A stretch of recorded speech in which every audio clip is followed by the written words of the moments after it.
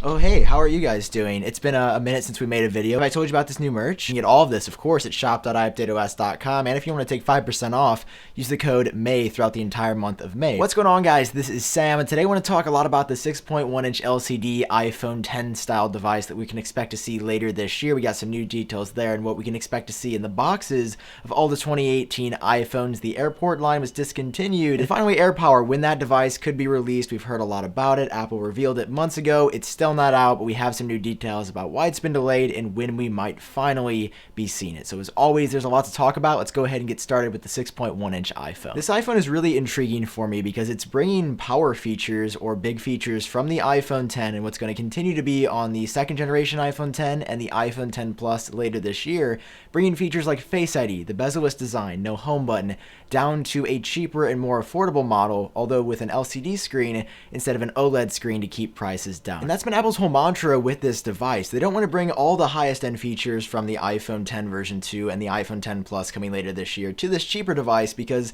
obviously then there would be no point to go the extra mile to spend the extra few $100s to get those higher end devices. They want to bring key features from the iPhone 10 specifically to this cheaper 6.1-inch model with an LCD screen, but retain big features like Face ID and the bezel-less design that users across the board really seem to enjoy. So after constantly hearing about and constantly reporting on the fact that this 6.1-inch iPhone is going to be cheaper than the second generation iPhone 10 and the iPhone 10 Plus, my biggest question was, how much is this phone going to cost? Are we talking cheap $400, $500? Would that take the place of the iPhone SE2 that has also been rumored to release sometime later this month in May? Or would it be $600, $700 like the iPhone 7 or iPhone 8s have been traditionally priced? Well, KGI Securities through 9to5Mac has reported that this lower end iPhone could actually be priced starting at $550, which would be incredible because traditionally the cheapest like flagship iPhone for the year would be priced around $650, or even in more recent history around $699 or $700 for the iPhone 8 lineup. But more realistically, knowing Apple and what they generally price their products at, I don't see $550 being what it comes to market, at least in the United States, as, because iPhones in the past have been $650 or $699 for the lowest end flagship model. It'd be incredible if Apple brought it down to $550. I just don't see Apple doing that based on their current pricing strategy and trying to maximize profits and revenue wherever possible. With the 6.1-inch iPhone, Apple's also going to be testing some new technology. KGI Security calls it the cover glass sensor, which is basically tech that moves the touch module from, I think, under like the touch sensor on the screen to the screen or to the display itself. And that's going to make the iPhone 6.1 inches screen a little bit more expensive than anticipated or expected. So Apple is reportedly, I know this is a big one, going to cut 3D touch from the 6.1-inch iPhone model, meaning that there will be no 3D touch functionality whatsoever on this new lower end iPhone. And Kuo from KGI Securities goes even further, saying that in 2019 there's a very real possibility that when Apple expands this tech to the rest of the iPhone lineup, what he is calling the cover glass sensor, that 3D touch on all iPhones in the future could very well be removed. To be honest, when I first heard that, I didn't think it was that big of a deal. I'm rereading it now, and I'm not that upset about the possibility of 3D touch going away permanently on the 6.1-inch model and then possibly going away forever in 2019 with the new like third generation iPhone 10 higher end models as well, just because 3D touch is cool, but it's always been a very complimentary feature for me. It is not necessary to use the iPhone, and it definitely enhances the experience and makes it a little bit better, and you can do some things easier.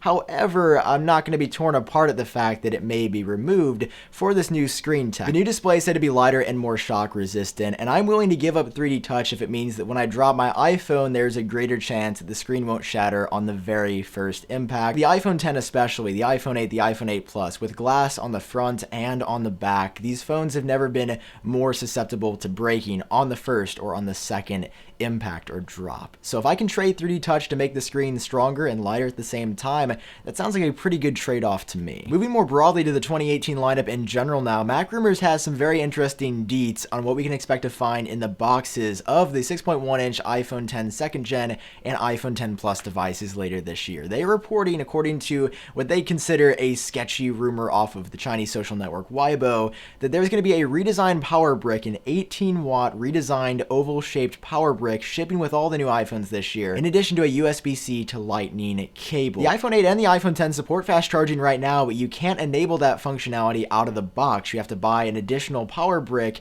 to support fast charging on Apple's latest devices. So many other Android manufacturers like OnePlus, Google, and Samsung have included fast charging for years now. So I really hope that Apple does take the leap from 5 watts, which is the current iPhone power brick, and I think it's been that way for a very long time, possibly since the beginning of the iPhone, to 18 watts now, because fast charging is a feature that a lot of users really like, and it has clear benefits. You can charge your phone more than marginally faster than before. And also switching from USB Type A to USB Type C on the other end of the Lightning cable would be a smart move, because most devices are moving in the direction of USB Type C, and of course the iPhone adapter itself would then switch from USB Type A to USB Type C, so out of the box there wouldn't be any issue there. And then you could finally charge these iPhones with the latest MacBooks, which you can't do out of the box on the iPhone 8, the iPhone 8 Plus, or the iPhone 10. You actually have to buy an adapter right now to charge these iPhones on the latest MacBooks. You shouldn't have to do that. I hope Apple does proceed with the USB Type-C. However, while I think that is fantastic, Barclays, once again through Mac Rumors, has reported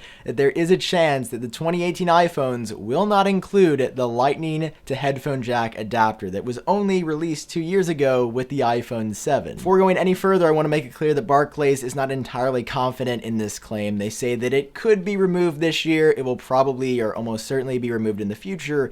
We're just not sure exactly if it is going to happen in 2018. But why Apple in general is even considering removing this until 2020 or 2021 blows my mind. I cannot tell you how many people are going to be upset when they buy the $1,000 iPhone 10 Plus and then go to play music on it with their traditional stereo system and learn that they actually have to go out again to buy an adapter. This part does not cost Apple that much to produce. There's no way it costs them over maybe $1 or $1.50, and I think that pricing alone is very generous for the cost of producing the headphone jack to Lightning port adapter. I don't think it would be worth the public outcry to save a few $1,000,000 during the production process. Next up in Apple news, the Airport line has been discontinued. This was Apple's lineup of wireless routers that had not been updated since 2014 or 2015. It was a long time, and while they were great products back in the day in 2014 and 2015 when they were first released, I actually owned an Airport Extreme for a number of years. It was fantastic and I loved it. There's just no good reason to keep a product like the Airport lineup a part of Apple's overall product pipeline if A, they have no intentions of ever updating it, or B, it's no longer the best option or one of the best options on the market. And in 2018,